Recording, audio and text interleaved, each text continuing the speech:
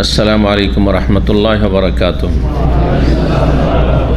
इन्नल हम्दुलिल्लाह नहमदुहु व नस्तईनुहु व नस्तगफिरुहु व नऊज़ु बिल्लाहि मिन शुरूरि अनफुसिना व मिन सय्यिआति अमालिना। मन यहदिहिल्लाहु फला मुदिल्ल लहु व मन युद्लिल फला हादिय लहु। व अशहदु अल्ला इलाहा इल्लल्लाहु वहदहु ला शरीका लहु व अशहदु अन्न मुहम्मदन अब्दुहु व रसूलुहु सल्लल्लाहु तआला अलैहि व अला आलिहि व सहबिहि व सल्लम तस्लीमन कसीरा। अम्मा बाद फ़क़द क़ाल इमामुल बुख़ारी रहमहुल्लाहु तआला अबवाबुल इस्तिस्क़ा बाबुल इस्तिस्क़ा व ख़ुरूजिन नबी सल्लल्लाहु अलैहि वसल्लम फ़िल इस्तिस्क़ा। क़ाल हद्दसना अबू नुआइम क़ाल हद्दसना सुफ़ियान अन अब्दिल्लाह इब्न अबी बकर अन अब्बाद इब्न तमीम अन अम्मिही क़ाल ख़रज नबी सल्लल्लाहु अलैहि वसल्लम यस्तस्क़ी व हव्वल रिदाअहु। মহান আল্লাহর সমস্ত প্রশংসা সালাত এবং সালাম নাজিল হোক প্রিয় নবী সাল্লাল্লাহু আলাইহি ওয়াসাল্লামের ওপর।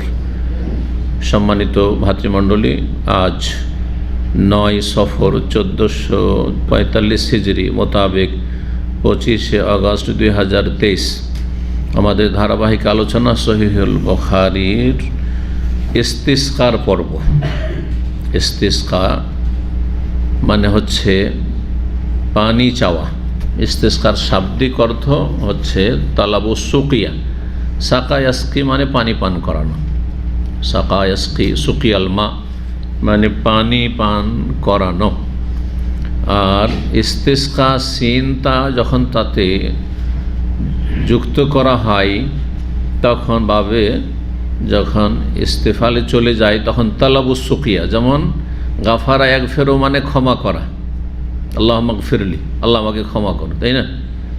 রব্বিগফিরলি রব্বিগফিরলি। কিন্তু ইস্তাগফারা যখন সিনতা তাতে যোগ করলেন, বাবে ইস্তিফআল চলে গেল, তখন ওর মানে হচ্ছে ক্ষমা চাওয়া, ক্ষমা প্রার্থনা করা। ইস্তিগফার, তওবা ইস্তিগফার বলছেন না? তো ইস্তিগফার মানে ক্ষমা চাওয়া, আর গাফারা ইয়াগফিরু গফরান বা মাগফিরা মানে হচ্ছে ক্ষমা করা।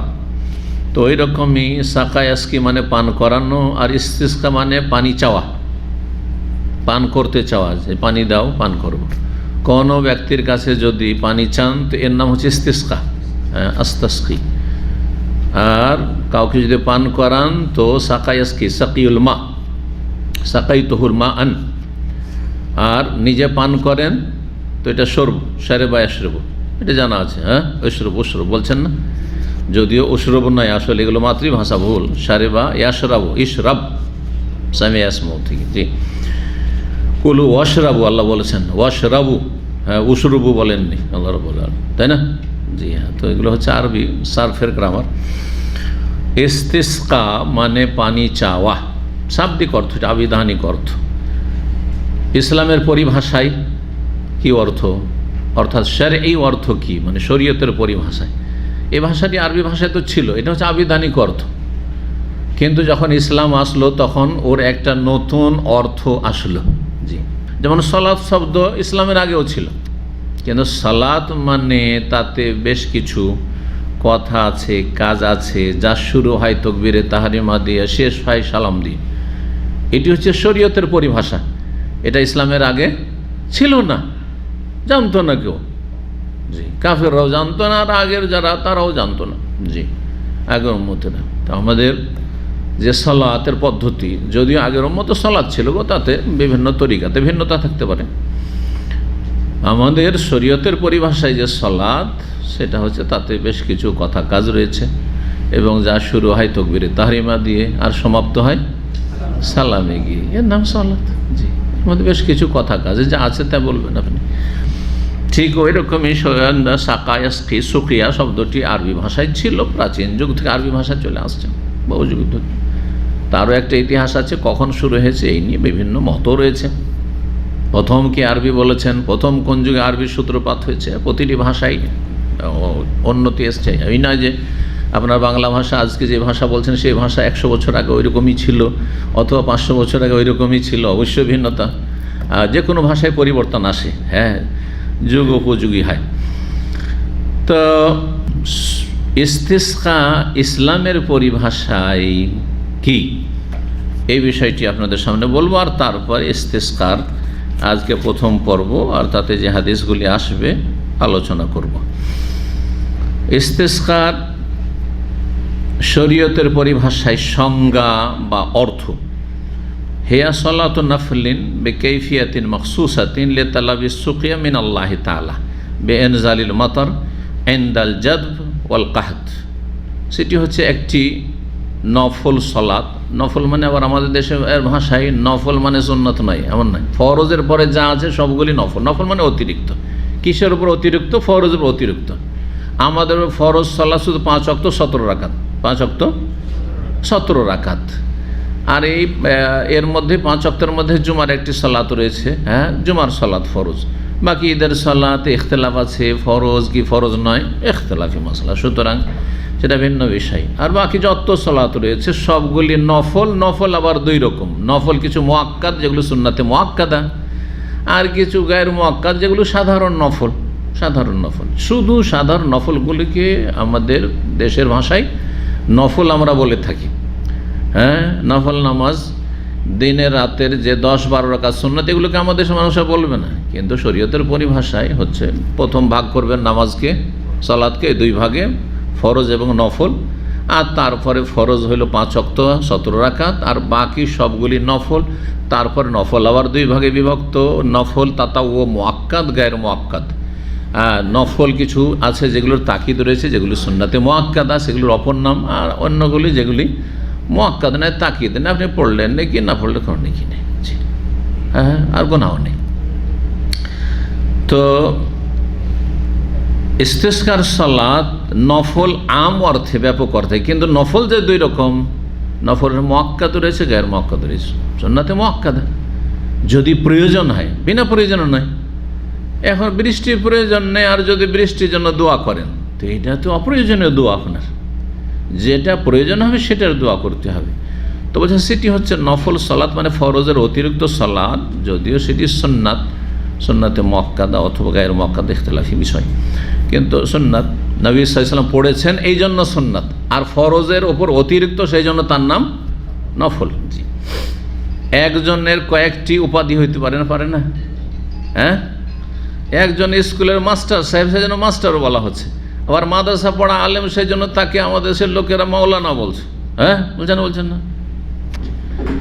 ঠিক ওই রকমই। তো নফল সালাত, ইস্তেসকা হচ্ছে কি? নফল সালাত, সালাতুল ইস্তেসকা বেকাইফিয়াতিন মাখসুস, বিশেষ পদ্ধতিতে। তার বিশেষ একটা পদ্ধতি আছে, আপনি এমনি সাধারণভাবে পড়ে নিলেন না, বিশেষ পদ্ধতি রয়েছে, যেভাবে নবী সাল্লাল্লাহু আলাইহি ওয়াসাল্লাম পড়েছেন। কি জন্য পড়বেন এই ইস্তেসকার সালাত? লিতালাবিস সুকিয়া মিন আল্লাহ তাআলা, মহান আল্লাহর কাছে পানি চাওয়ার জন্য। আর আল্লাহর কাছে পানি চাওয়া মানে কি? আল্লাহ পানি খেতে দাও, মানে বৃষ্টি দাও। জি, বিইনজালিল মাতার, কেমন পানি? আল্লাহ বৃষ্টি বর্ষণ করো, বৃষ্টি বর্ষণ করে। কখন বৃষ্টির জন্য দোয়া করবেন? ইনদাল জাদবি ওয়াল কাহাতি, যখন অনাবৃষ্টি দেখা দিবে, দুর্ভিক্ষ দেখা দিবে। অনাবৃষ্টির কারণে জমি জায়গা অনাবাদ হয়ে যাচ্ছে, আর চারণভূমি পাওয়া যাচ্ছে না, সুতরাং গবাদি পশু মারা যাচ্ছে, মানুষের জন্য হ্যাঁ চলাচল খুব কঠিন হয়ে পড়েছে, জীবনযাপন। পানি ছাড়া মানুষ বাঁচতে পারবেন না। জি, পানি অফুরন্ত আমাদের দেশে আছে, জমিন একটু গর্ত করলে পানি পাওয়া যায়, সেজন্য পানির কদর মূল্যায়ন আমরা করি না, কিন্তু আরবরা জানে যে পানি কত মূল্য। আর আরব দেশে এসে ভালো করে বুঝতে পারছেন, একটা দিন যদি 24 ঘন্টা আপনার বিল্ডিংয়ে পানি না থাকে কী যে অবস্থা হয়। তো এইসব তিক্ত অভিজ্ঞতা। আর সেটা যদি 3 দিন 4 দিন সপ্তাহ পার হয়ে চলে যাচ্ছে, পানিই থাকে না বিল্ডিংয়ে, কী যে পেরেশানি থাকবেন ওই বিল্ডিংয়ে, পালাতে দিশা পাবেন না। তো পানি কত বড় আল্লাহর নিয়ামত, পানি থেকে সব কিছু আল্লাহ সৃষ্টি করেছেন। পানি ছাড়া মানুষ বাঁচতেই পারে না, বরং কোনো প্রাণী বাঁচতে পারে না, কোনো উদ্ভিদ জন্মাবে না। পানি চাওয়ার জন্য সালাত, যখন প্রয়োজন হবে তখন। যদি মুসলিম শাসক হয় তাহলে মুসলিম শাসকের তত্ত্বাবধানে হবে এবং নির্দেশনা ক্রমে হবে, যখন তখন যেই সে শুরু করে।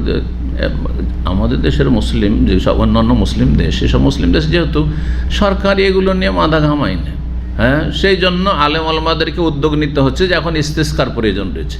কিন্তু আসল হচ্ছে যে সরকার সিদ্ধান্ত নেবে যে এখন কি ইস্তেসকা, বৃষ্টি চাওয়ার জন্য সালাত আদায়ের প্রয়োজন রয়েছে না নেই। এই দায়িত্ব সরকার আসলে মূলত। এই জন্য সৌদি আরবে আলহামদুলিল্লাহ এর উপর আমল আছে। সরকার পক্ষ থেকে ঘোষণা হয় যে অমুক দিন সকালবেলায় এতটার সময় কি হবে, ইস্তেসকার সালাত আদায় হবে। জি, এই তো ইস্তেসকার সংজ্ঞা বললাম। ইস্তেসকার সালাতের হুকুম কি বলছে, ইজা কাহাতান নাস, মানুষ যখন অনাবৃষ্টিতে নিমজ্জিত হবে, বৃষ্টি হচ্ছে না, ওয়াজদাবাতিল আরদ, জমিন শুকিয়ে যাচ্ছে, অনাবাদ হয়ে যাচ্ছে, অহতু বেসাল মাতারো, আর বৃষ্টি বন্ধ হয়ে গেছে, দীর্ঘদিন বৃষ্টি হয় না, ফায়ুস্তাহাব বাইন্দাল জুম, অধিকাংশ আইম্মাই কেরামদের নিকটে, ওলামাদের নিকটে মুস্তাহাব মুআক্কাদ, যে আই ইয়াখরুজাল ইমাম, ইমাম বের হবেন, অমাম মাহুন নাস, ইমাম যিনি সালাতে ইমামতি করবেন তিনি বেরোবেন। আর মুসলিম শাসক যদি ইমামতি করতে আগ্রহী হন আর যোগ্যতা রাখেন তাহলে তিনি নিজে বেরোবেন, যেমন নবী শাসন নিজে বেরিয়েছেন, খলিফা রাশিদিন নিজে করেছেন। জি, এইভাবে যুগ যুগ ধরে চলেছে। তখন দিন দুনিয়া আলাদা ছিল না। এটা হচ্ছে সঠিক ইসলামী জীবনধারা, হচ্ছে যে দিন দুনিয়া আমাদের আলাদা না, আমরা দিন দুনিয়া দুটোকে নিয়ে চলব। এই জন্য যিনি আপনার রাষ্ট্রের বড় ইমাম তিনি প্রতিটি মসজিদের বড় ইমাম, যদি এই যোগ্যতা রাখে। কিন্তু এমন একটা, এটা দীর্ঘ সময় ধরে চলেছে, ওমাইয়া আমলে চলেছে, 132 হিজরি পর্যন্ত চলেছে। তারপরে যখন আব্বাসীয় যুগ আসলো তখন রাজা বাদশারা ভোগবিলাসী হয়ে গেল, আর তারা দেখলো যে এই দায়িত্ব পালন করা আমাদের জন্য কঠিন। আসরে গিয়ে নামাজ পড়াইতে হবে ঘুম ছেড়ে, ফজরে গিয়ে একবারে হাজির থাকতে ইমামতির জন্য এই দায়িত্ব পালন করা কঠিন। তখন বলছে, বাবা তোমরা মসজিদ সামলাও, আমরা দুনিয়া সামলাই। কথা বুঝতে পেরেছেন? এভাবে ধীরে ধীরে দিন দুনিয়া আলাদা হয়ে গেছে। দিন দুনিয়া আলাদা হয়ে যাওয়া এইটাই হচ্ছে কি এক ধরনের সেকুলারিজম। ধর্মওয়ালারা ধর্ম করো, তোমরা এই রাজনীতি সম্পর্কে। এই জন্য আমাদের সে বলা হয় মাহফিলে যেন কোনো রাজনৈতিক আলোচনা না হয়, আর যারা রাজনৈতিক আলোচনা করবে তারা ধর্মের আলোচনা না করে। তোমাদের জন্য তোমাদের জগৎ, আমাদের জন্য আমাদের জগৎ।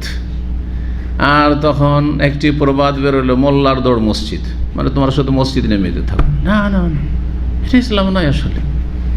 কথা বোঝা গেছে? জি, আল্লাহ বুঝার তৌফিক দান করুন, সংশোধনের তৌফিক দান করুন, নবী সাল্লাল্লাহু আলাইহি ওয়াসাল্লাম খোলাফায়ে রাশিদিন আদর্শের দিকে ফিরে আসার তৌফিক দান করুন। জি,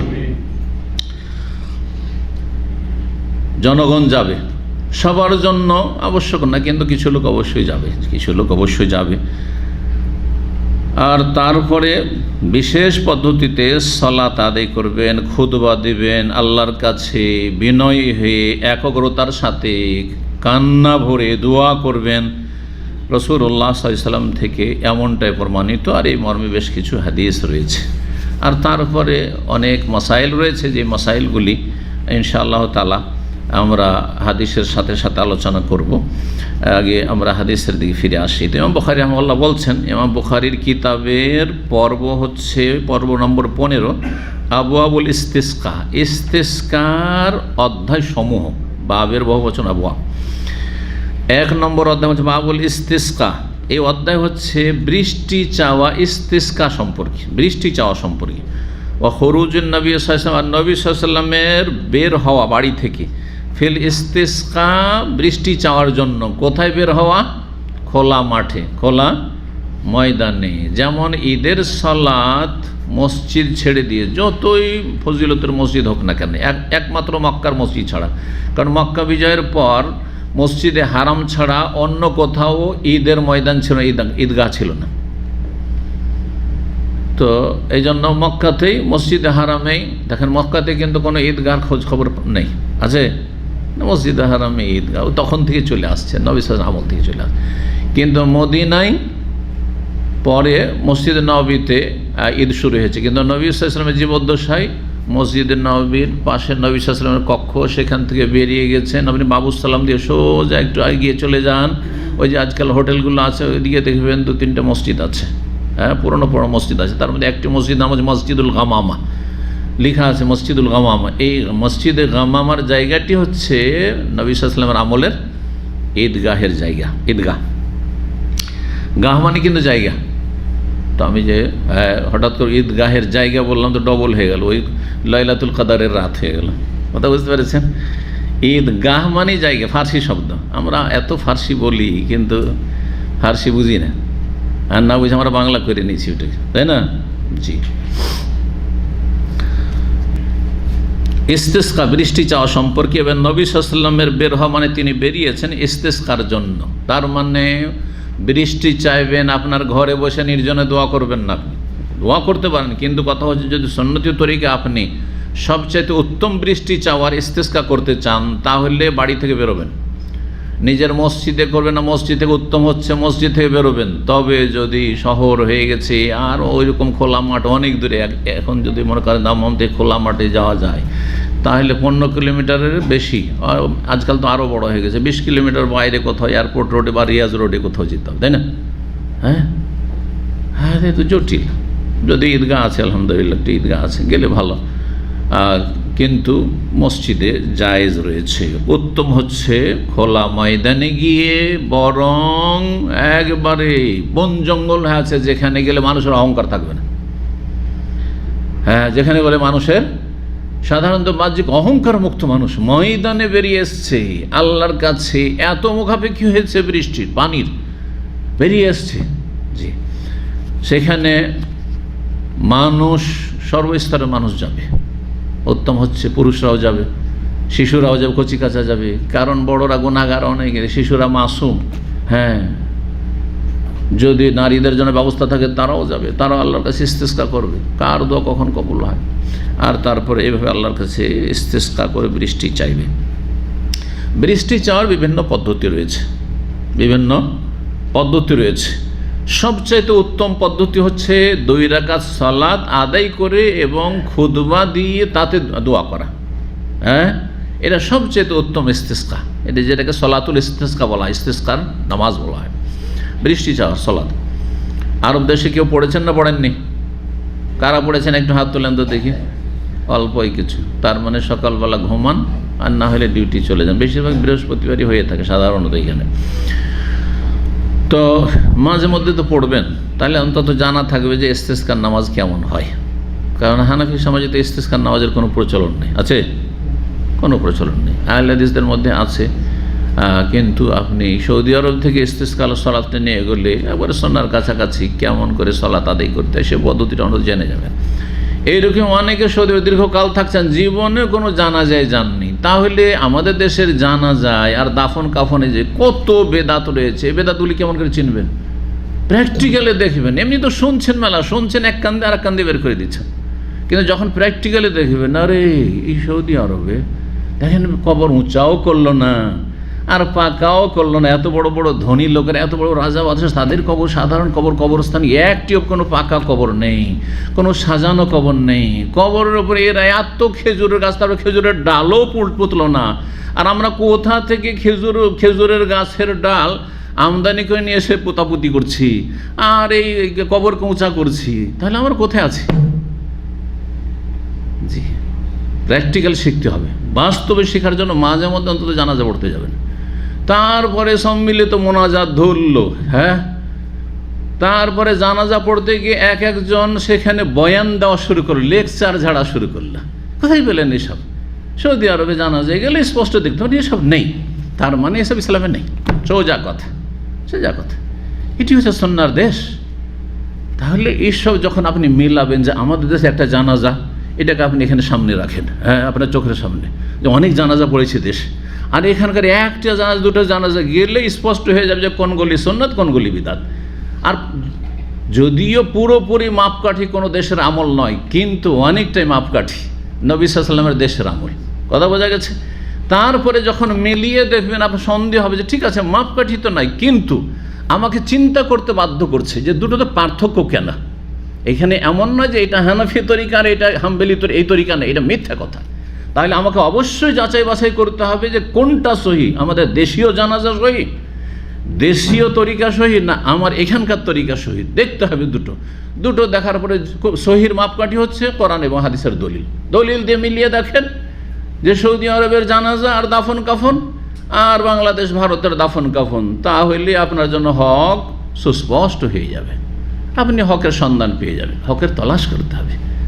জি, আল কালিমাতুল হিকমাতু দাল্লাতুল মুমিন, নবী সাল্লাল্লাহু আলাইহি ওয়াসাল্লাম বলেছেন। জি, হিকমতপূর্ণ মানে কোরআন সুন্নাহর কথা, মুমিনের হারিয়ে যাওয়া বস্তু হারিয়ে যায় যদি আপনার ধরেন একামা হারিয়ে গেছে, পার্স হারিয়ে গেছে, মানি ব্যাগ, আর তাতে অনেক কিছু ছিল, ব্যাংকের কার্ড ছিল, এই ছিল সেই ছিল, স্যালারি কার্ড ছিল, কত কী ছিল, আইডি কার্ড ছিল, আর মূল্যবান কিছু নথিপত্র ছিল। দাল্লাতুল মুমিন, হ্যাঁ, মরিয়া হয়ে তালাশ করবে, হ্যাঁ, তালাশ করবে যে কোথায় পাই, কীভাবে পাই।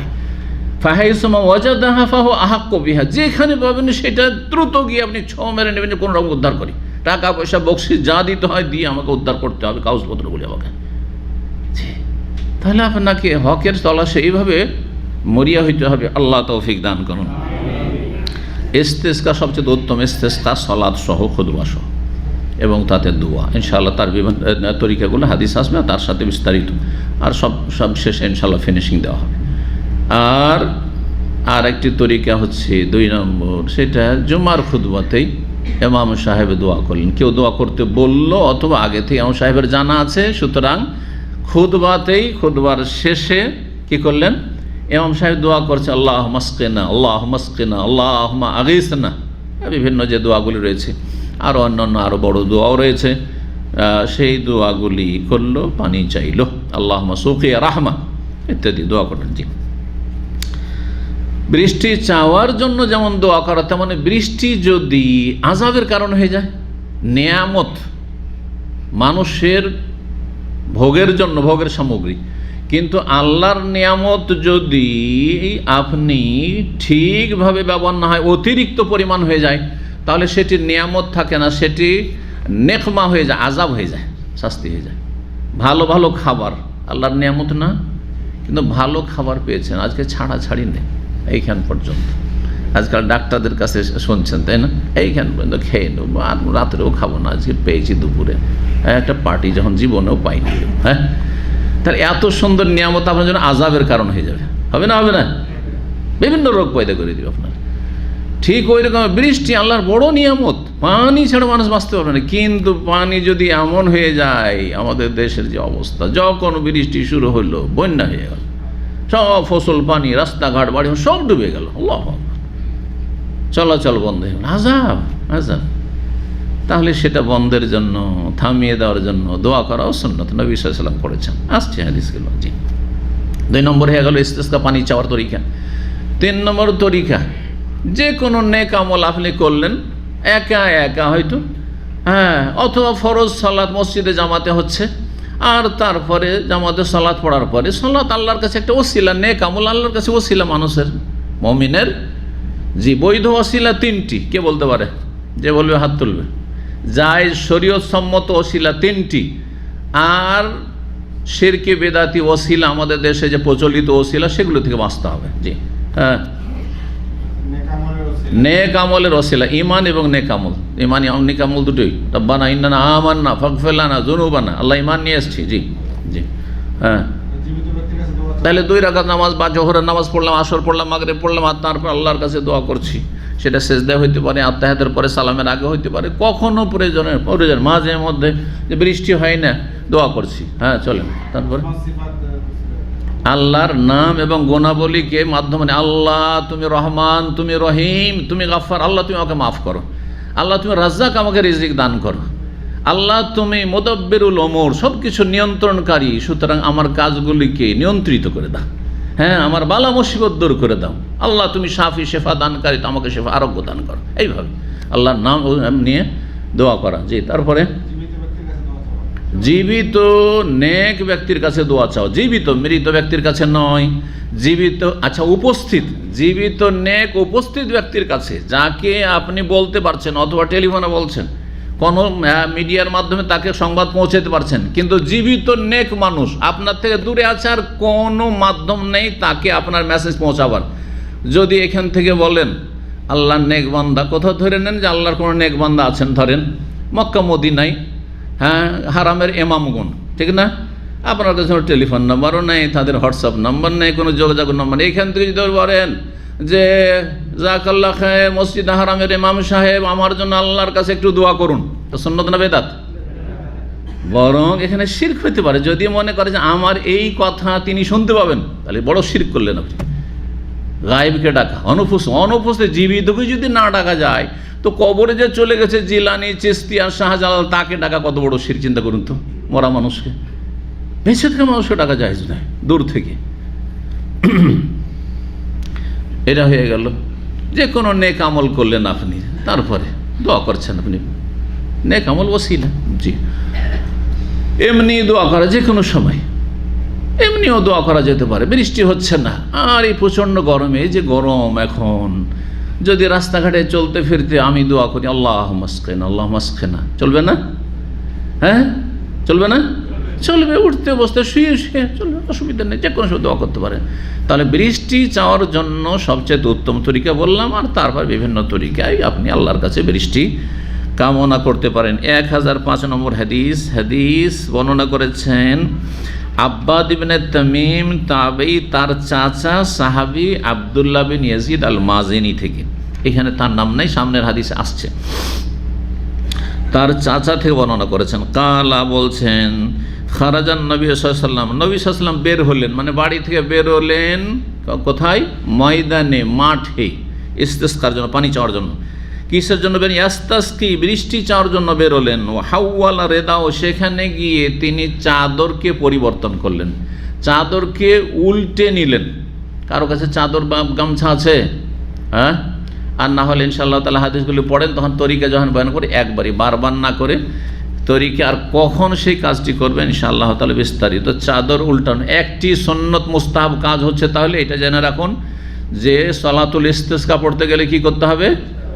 চাদর, যদি কারো গায়ে চাদর থাকে, গামছা থাকে, হ্যাঁ, কোনো কিছু আছে, কিছু নেই, আজকাল আরও দেশে এই যে এইটা রুমাল আছে, এইটাই চাদর, হ্যাঁ, এইটা কি উল্টে নিলেন আপনি, যেভাবে আছে এমন এইভাবে আছে, এইটা উপরে আছে, এমন করে উল্টালেন যে উল্টো দিকে হয়ে গেল। জি, তো ইনশাআল্লাহ সেটা বাস্তবে দেখিয়ে দেবো। চাদর উল্টানো একটি সুন্নাত। 2 নম্বর অধ্যায় বলছেন বাবু দুআইন নবী সাল্লাল্লাহু আলাইহি ওয়াসাল্লাম, নবী সাল্লাল্লাহু আলাইহি ওয়াসাল্লামের দোয়া সম্পর্কে অধ্যায়। কি দোয়া? ইজ আল্লাহ সেনিন, আল্লাহ তুমি এই কাফের মক্কার যারা ইসলামের দুশমন, মক্কা বিজয়ের আগে এবং নবী সাল্লাল্লাহু আলাইহি ওয়াসাল্লামের হিজরতের আগে, শুধু মক্কা বিজয় না, নবী সাল্লাল্লাহু আলাইহি ওয়াসাল্লাম হিজরতের আগে যখন মক্কায় ছিলেন তখন এই বদদোয়া করেছেন। কারণ প্রতিটি হাদিসের ব্যাখ্যা করতে গিয়ে যদি সময়কালটা না জানেন, তাহলে আপনি সঠিক ব্যাখ্যা করতে পারবেন না।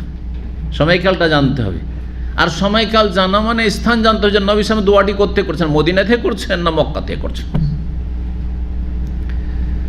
নবী সাল্লাল্লাহু আলাইহি সাল্লাম মক্কায় ছিলেন। মক্কায় নবী সাল্লাল্লাহু আলাইহি সাল্লামের যে নবুয়তি জীবন কত বছর? মক্কায় 13 বছর। 13 বছরের ভিতরে বিভিন্ন স্তর আছে। প্রথম গোপনে দাওয়াত, আর তারপরে গোপনে যখন দাওয়াত কোনো পরোয়াই তারা করেন, প্রথম একটা যুগ চলেছে, কী করে নেবে।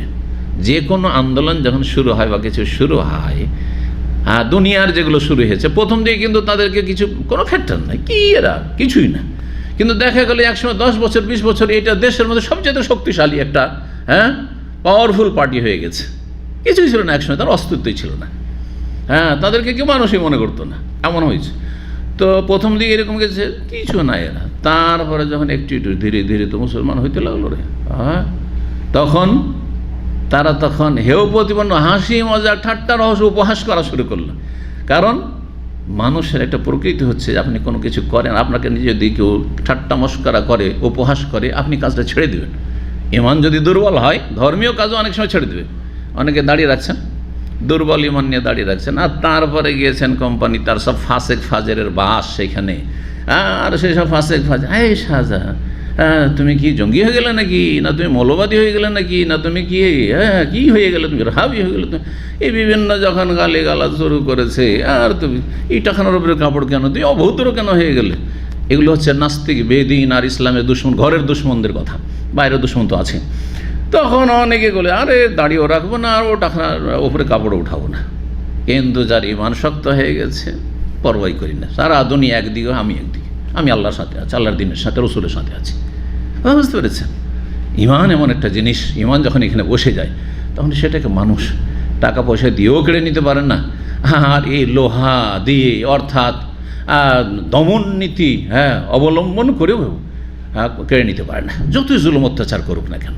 জি, তো আল্লাহ হেফাজত করুন আমাদের। নবী সাল্লাল্লাহু আলাইহি ওয়াসাল্লামের শেষ পর্যায়টা কেমন ছিল, শেষ দিকটা এমন ছিল, মানে খুব মর্মান্তিক অবস্থা ছিল। সাহাবায়ে কেরামদের উপর প্রথম জুলম অত্যাচার শুরু হয়েছে। নবী সাল্লাল্লাহু আলাইহি ওয়াসাল্লাম গায়ে সহজে হাত দেওয়ার সাহস করেনি, তারা হাত দেওয়ার সাহস করে। বিশেষ করে আবু তালেব যতদিন পর্যন্ত বেঁচে ছিলেন, যদি ইসলাম গ্রহণ করেন, কিন্তু অত্যন্ত দরদি মানুষ, ভাতিজা। আর এদিকে খাদিজা রাদিয়াল্লাহু তাআলা আনহা বেঁচে আছে। এই দুইজনের ইন্তেকালে শোকের বছর শুরু হলো। আর এইদিকে নবী সাল্লাল্লাহু আলাইহি ওয়াসাল্লামের যে সাপোর্ট ছিল, বংশীয় সাপোর্ট, গোত্রীয় সাপোর্ট, সেই সাপোর্ট থেকে তিনি অসহায় হয়ে পড়লেন। কাফেরদের দুঃসাহসিকতা আরও বেড়ে গেল। সরাসরি নবী সাল্লাল্লাহু আলাইহি ওয়াসাল্লামের গায়ে হাত দিল, নবী সাল্লাল্লাহু আলাইহি ওয়াসাল্লামের বিভিন্নভাবে জুলুম অত্যাচার করলো।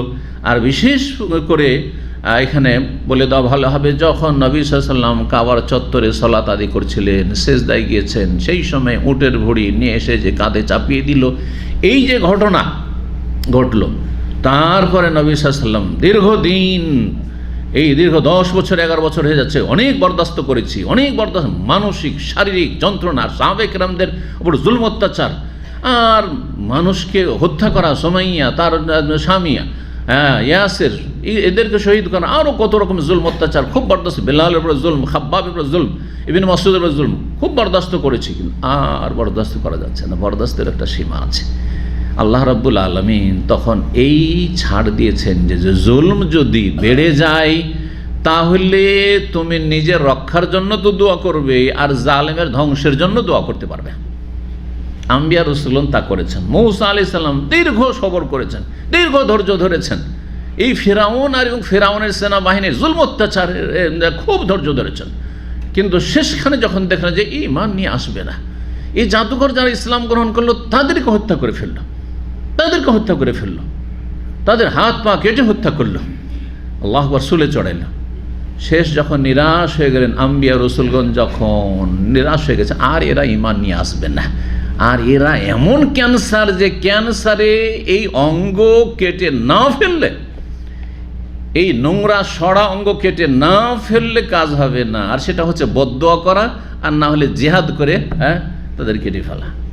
জিহাদ করার ক্ষমতা থাকলে জিহাদ, আর জিহাদ করার ক্ষমতা না থাকলে জিহাদ করা নয়, তাহলে আল্লাহর কাছে বদদোয়া করা। আল্লাহ ইন্তেকাম নেবেন, প্রতিশোধ নেবেন। তো নবী সাল্লাল্লাহু আলাইহি ওয়াসাল্লাম তখন বদদোয়া করেছেন যে আল্লাহ এত জুলম অত্যাচারীদের, ওই সময়ের এই বদদোয়া নবী সাল্লাল্লাহু আলাইহি ওয়াসাল্লাম যখন দেখলেন যে মক্কার কাফেররা এত সীমা ছড়িয়ে গেছে জুলম অত্যাচারে আর কুফরিতে এরা একবারে অনড় হয়ে গেছে, ইসলামের দিকে মোটেই আসবে না, তখন বদদোয়া করলে আল্লাহুম্মা জাআলহা সিনিনা, আল্লাহ এদের বছরগুলিকে, মক্কার কাফেরদের বছরগুলিকে তুমি দুর্ভিক্ষে পরিণত করে দাও। সানাতুন আর সেনিন এর মানে হচ্ছে দুর্ভিক্ষ। সানাতুন মানে যেমন বছর হয়, তেমনি সানাতুন মানে দুর্ভিক্ষের বছর হয়। আর সানাতুনের বহু বচন হচ্ছে সানাওয়াত একটি, আর একটি হচ্ছে সেনিন। যদি সেনিন হয় তো তার মানে বছরগুলিও হয়, আর তার মানে দুর্ভিক্ষ হয়। তো এখানে সেনিন শব্দটি রয়েছে, সানাতুনের বহু বচন।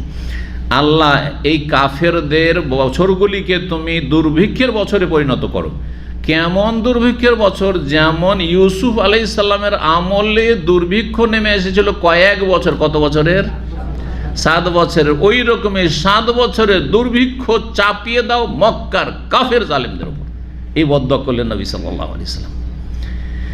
এই বদদোয়া করার পরে যখন এদের অবস্থা খারাপ হয়ে গেল, একটি হাদিস আসছে, কিছু খাবার নেই তাদের কাছে, মরা জীবজন্তু, পচা সড়া চামড়া, এমনকি ঘাস পাত সব কিছু এরা খেয়ে ফেলেছে।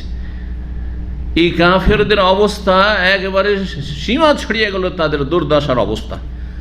তখন আবু সুফিয়ান পরে রাদিয়াল্লাহু তাআলা আনহু হলেন, তিনি মানে ইসলাম গ্রহণ করেছেন অনেক পরে, তখন ইসলাম গ্রহণ করেনি। দেখছি এখন জান বাঁচাইতে, বিশ্বাস ছিল কিন্তু মানতে রাজি না, কারণ অনেক সময় হক মানতে অনেক বাধা রয়েছে। হক সত্য গ্রহণে বেশ কিছু বাধার মধ্যে একটি বাধা হচ্ছে যে আমাদের নেতৃত্ব চলে যাবে, একে মানলে ওকে নেতা বানিয়ে দিতে হবে, আর আমাদেরকে ওর সামনে নত হয়ে থাকতে হবে, এটা পারা যাবে না। অধিকাংশ যারা প্রভাবশালী মানুষ তাদেরকে সত্য গ্রহণে বাধাগ্রস্ত করেছে, জানার পরেও তারা ভালো করে জানতো যে মুহাম্মদ সাল্লাল্লাহু আলাইহি ওয়াসাল্লাম যদি বদদোয়া করে তো বদদোয়া লেগে যাবে, আর বদদোয়া লেগেও গেছে। সুতরাং এই আযাব শাস্তি, দুর্ভিক্ষের আযাব শাস্তি যদি দূর করতে হয় মক্কা থেকে, আর আমাদের ওপর থেকে আর আমাদের অবস্থা যদি আপন অবস্থায় নিয়ে আসতে হয় তাহলে মুহাম্মদ সাল্লাল্লাহু আলাইহি ওয়াসাল্লাম শরণাপন্ন হইতে হবে, তাকে গিয়ে ধরতে হবে। আবু সুফিয়ান এসে বলছে যে ইয়া রাসূলুল্লাহ, ইয়া মুহাম্মদ, ইয়া মুহাম্মদ।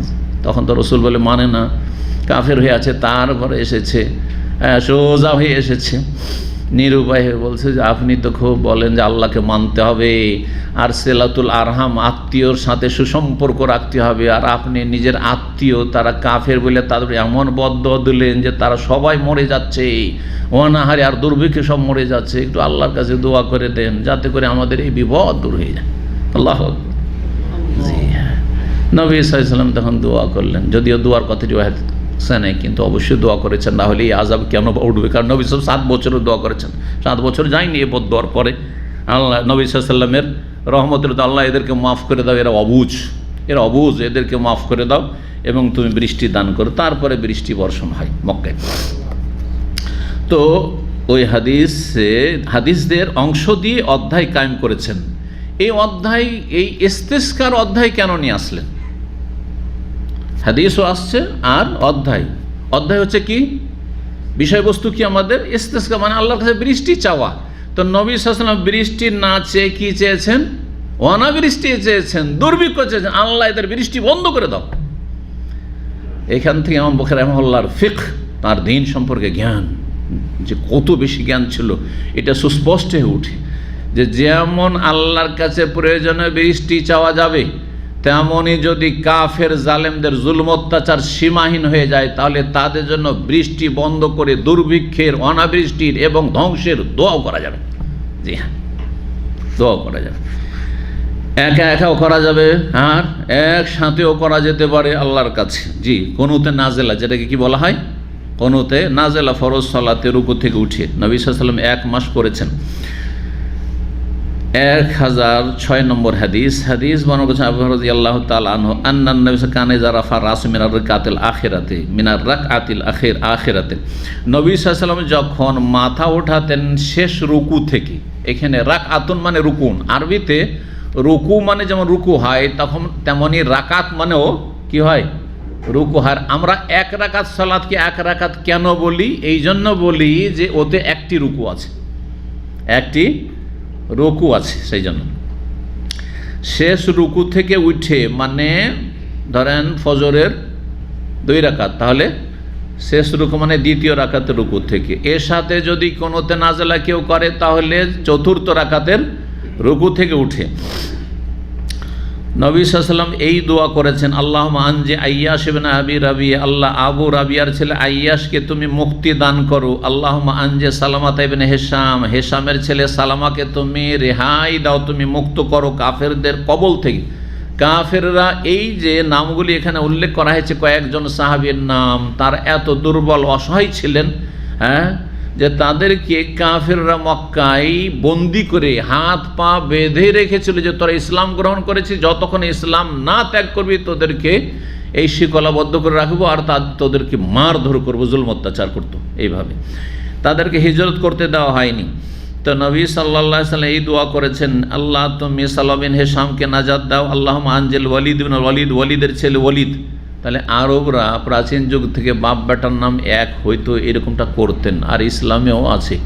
হ্যাঁ, বিভিন্ন বর্ণনাকারী, সহিহ মুসলিমে বর্ণনাকারী রয়েছে বাপ বেটার নাম এক, এরকমও রয়েছে, জায়েজ রয়েছে, বাপ বেটার নাম এক হওয়া জায়েজ রয়েছে। আমাদের দেশে তো 2 ভাইয়ের একটা নাম রাখবে না, বরং চাচা ভাতিজার ওই চাচার নাম ওই আর ওইটি আবার 2 পেয়েছে, মোহাম্মদ চাচার নামও আবদুল্লাহ, আর ইয়ারও নাম আবদুল্লাহ, এটা হয় একই বাড়িতে 2 নাম, বরং একই গ্রামের নাম। এই সময় আমাদের মেলা নাম আছে, রাখবো না হুজুর শেখ, রাখবো না, বলছে না, নতুন একটা নাম দেন যেটা গোটা বাংলাদেশে না থাকে।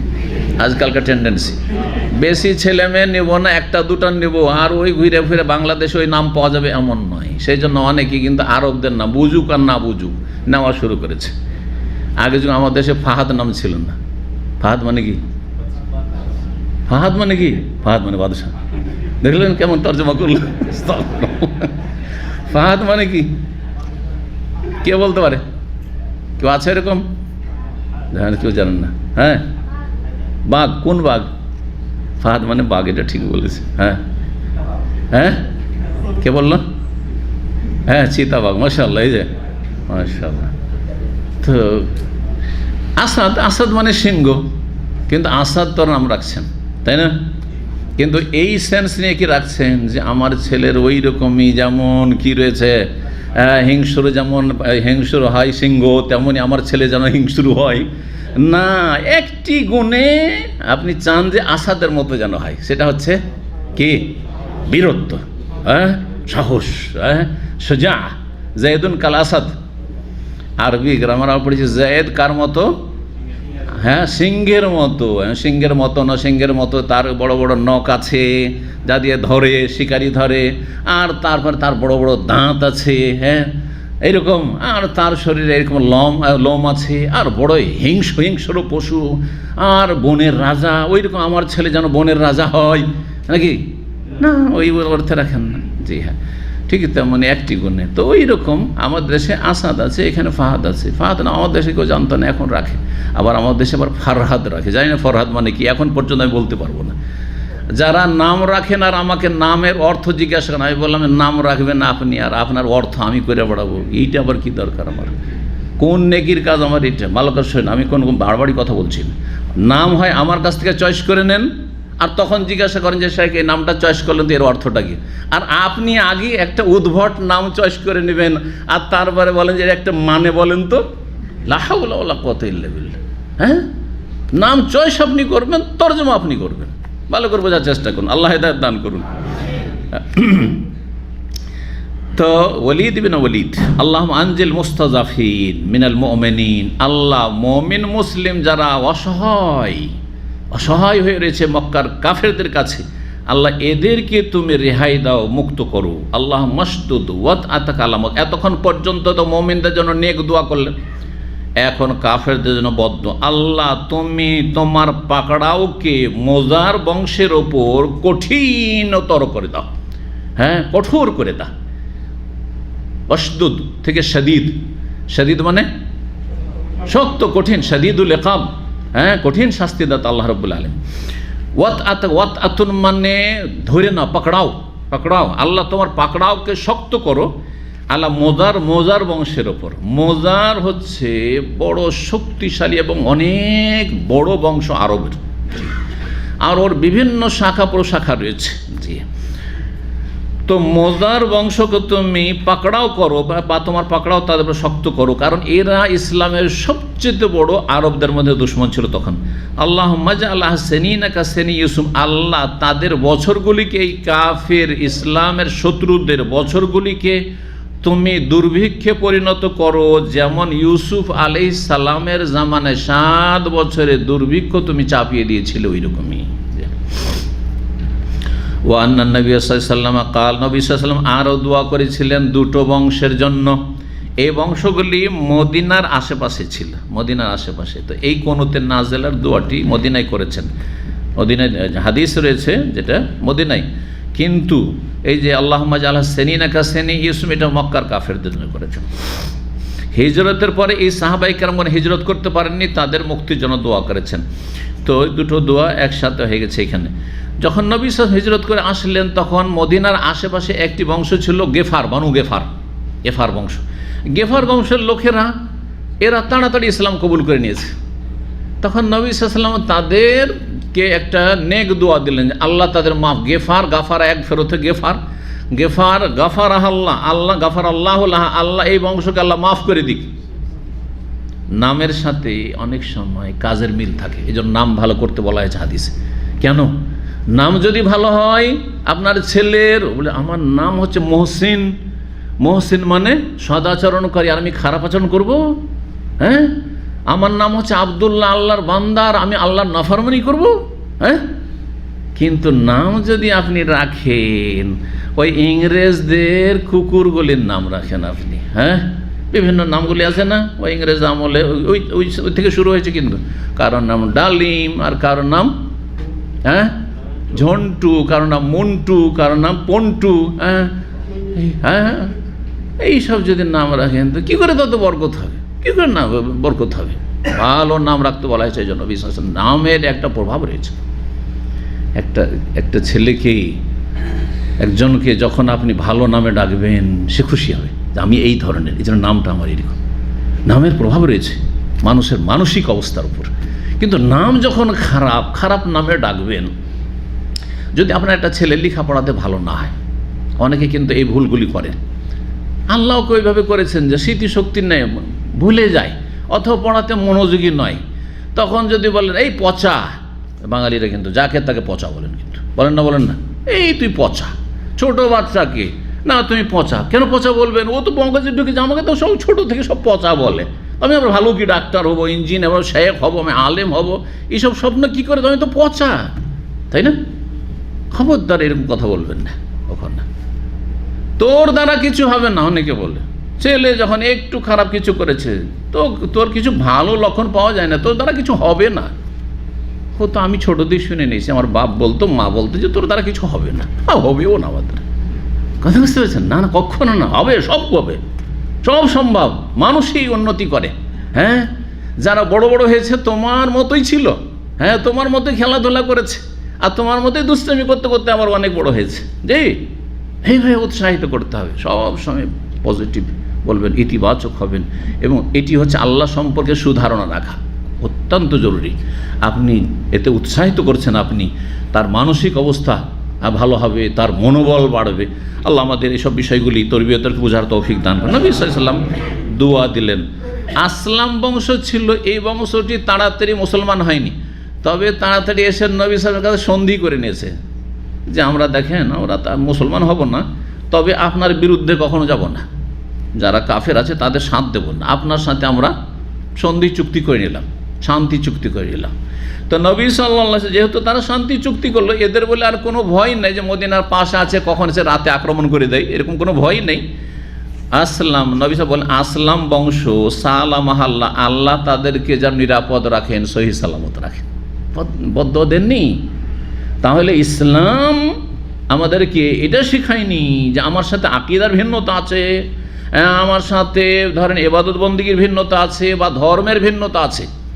আমরা মুসলিম, অন্যরা হিন্দু, আমরা মুসলিম, অন্যরা খ্রিস্টান, আমরা মুসলিম, অন্যরা ইহুদি, হ্যাঁ, আমরা নামাজি, অন্যরা বেনামাজি, না, সব তাদের জন্য সব সময় আমরা ধ্বংস চাইব, আর তাদের ক্ষতি হোক এই আকাঙ্ক্ষা আমাদের মন মানসিকতা থাকবে না।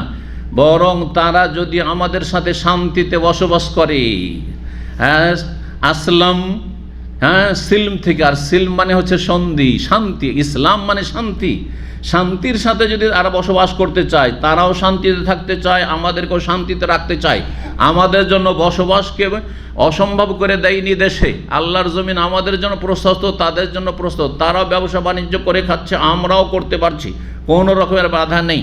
তাহলে আল্লাহ যেন তাদেরকে সহি সালামত রাখেন, নিরাপদ রাখেন, এই উদারতা ইসলাম শিখিয়েছে। কিন্তু যখন দেখা যাবে না, এমন আল্লাহর দুশ্মন এবং আল্লাহর নেক বান্দাদের দুশ্মন যে তারা শুধু থাকতে চায় পৃথিবীতে, আর আল্লাহর নেক বান্দা জমিন আল্লাহর জমিনে আল্লাহর বান্দাদেরকে থাকতে দেবে না, এদেরকে মেরে দিতে চায়, এদের বিনাশ করতে চায়, তখন এরা হচ্ছে ক্যান্সারে আক্রান্ত অঙ্গ। এই যে ক্যান্সারে আক্রান্ত অঙ্গকে আমরা লক্ষ লক্ষ টাকা দিয়ে কেটে ফেলে আসি, ডাক্তার সাহেবকে বলি কেটে ফেলেন, না হলে আমি বাঁচবো না। জি, কথা বোঝা গেছে? ইসলামের বিধানকে বোঝার চেষ্টা করতে হবে, আল্লাহ তৌফিক দান করুন। জি, তাহলে আমরা সব কাফের শত্রু নই, যদিও কাফের আল্লাহর প্রতি মান্য আসেনি।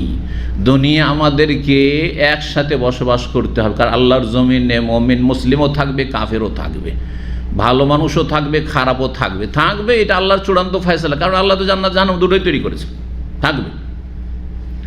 তাদের সাথে আমাদেরকে শান্তিতে বসবাস করতে হবে। কিন্তু যারা অশান্তি করবে তারা হচ্ছে হারবি, তারা হচ্ছে ইসলামের শত্রু, তারা আমাদের বিরুদ্ধে যুদ্ধের ঘোষণা রেখেছে, তাদেরকে আল্লাহ ধ্বংস করুন, তাদের অনিষ্ট থেকে আল্লাহ হেফাজত করুন। জি, 1007 নম্বর হাদিস।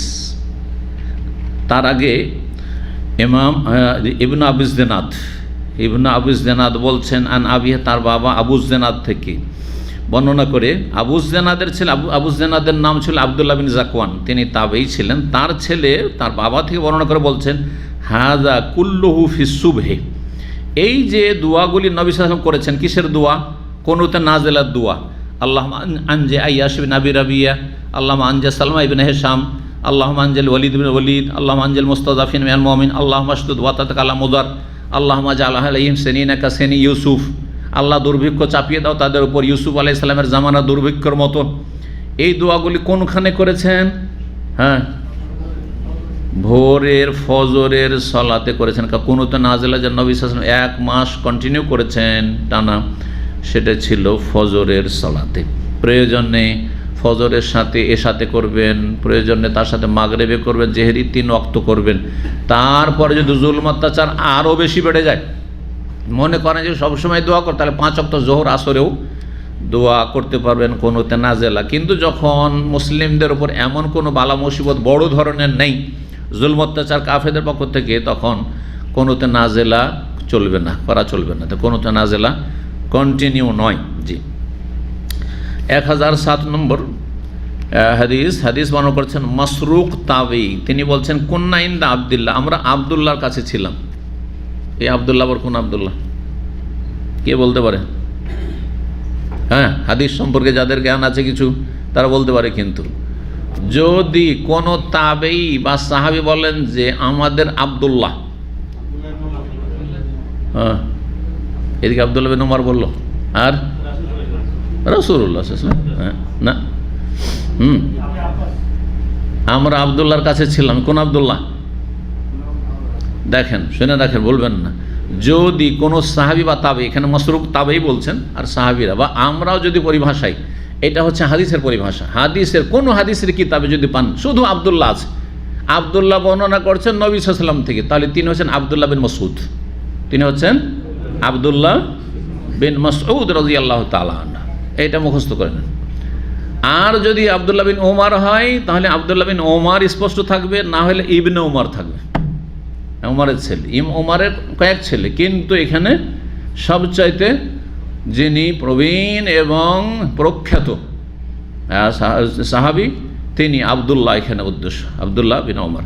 এইরকমই যদি আব্বাসের ছেলে আব্দুল্লাহ হয়, তাহলে আব্দুল্লাহ বিন আব্বাস থাকবে, না হলে ওয়ান ইবনে আব্বাসিন, ইবনে আব্বাস থেকে বর্ণিত। অথচ আব্বাসের আরও ছেলে ছিল, আব্বাসের ছেলে ফজল বিন আব্বাস, আব্বাসের ছেলে কাসেম বিন আব্বাস। জি, তো এইরকম আরও সাহাবায়ে কেরামদের মধ্যে আব্দুল্লাহ থাকতে পারে। কিন্তু যখন শুধু আব্দুল্লাহ বলা হবে, তাহলে আব্দুল্লাহ বিন মাসউদ। তো মাসরুক যে তাবেঈ, তিনি বিশিষ্ট ছাত্র ছিলেন আব্দুল্লাহ বিন মাসউদের। আর আব্দুল্লাহ বিন মাসউদ রাদিয়াল্লাহু তাআলা আনহু শেষ আমলে হিজরত করে কুফা চলে গেছিলেন, কুফায় বসবাস করেছেন। তো মাসরুক ওখানে তার কাছে লেখাপড়া করেছেন। বলছেন আমরা আব্দুল্লাহ বিন মাসউদ রাদিয়াল্লাহু তাআলা আনহুর কাছে ছিলাম। ফাকাল, বললেন যে ইন্নান নবী সাল্লাল্লাহু আলাইহি ওয়াসাল্লাম মিনান নাস ইদবান, যখন নবী সাল্লাল্লাহু আলাইহি ওয়াসাল্লাম দেখলেন যে কাফের লোকেরা ইসলাম থেকে দূরে সরে চলে যাচ্ছে, পিছিয়ে চলে যাচ্ছে, ইসলাম কবুল করতে মোটেই চাই না। 10 বছর হয়ে গেল, 11 বছর হয়ে গেল, হ্যাঁ, কিন্তু না, ইসলাম তো কবুল করতে চায় না, জুলম অত্যাচার করে যাচ্ছে সীমাহীন। তখন বদদোয়া করেছেন। তাহলে হুট করে বদদোয়া করবে না। কোনো জালেম সামান্য জুলুম করেছে আর বদদোয়া, সামান্য একটু ভুল করেছে আল্লাহ লানত হোক, হ্যাঁ, আল্লাহ বরবাদ করুক, আল্লাহ ধ্বংস করুক, না না না না, এটা তরিকা নবী সাল্লাল্লাহু আলাইহি ওয়াসাল্লামের নাই, আর এটা ইসলামের তরিকা নাই। বরং আল্লাহ নিষেধ করেছেন, আল্লাহ নিষেধ করেছেন। বেশি বেশি যারা বদদোয়া করে তাদেরকে আল্লাহ ভালোবাসেন না। তবে যখন দেখবেন যে না, বদদোয়া ছাড়া আর কোনো উপায় নেই, তখন বদদোয়া করবেন। যথেষ্ট সবুর করেছে, আর সবুর করা যাচ্ছে, ধৈর্য ধরা যাচ্ছে না, তখন বদদোয়া জায়েজ রয়েছে। কোরআনে কারীমের নির্দেশ আল্লাহ দিয়েছেন।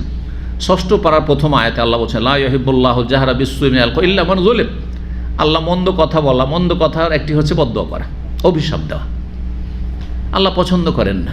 ইল্লা মান যুলিম, কিন্তু কেউ যদি মজলুম হয়, নির্যাতিত, জুলুম অত্যাচার হয়েছে, আর এই জুলুম মানে অনেক বেশি জুলুম হয়েছে, আর কত বরদাস্ত করব।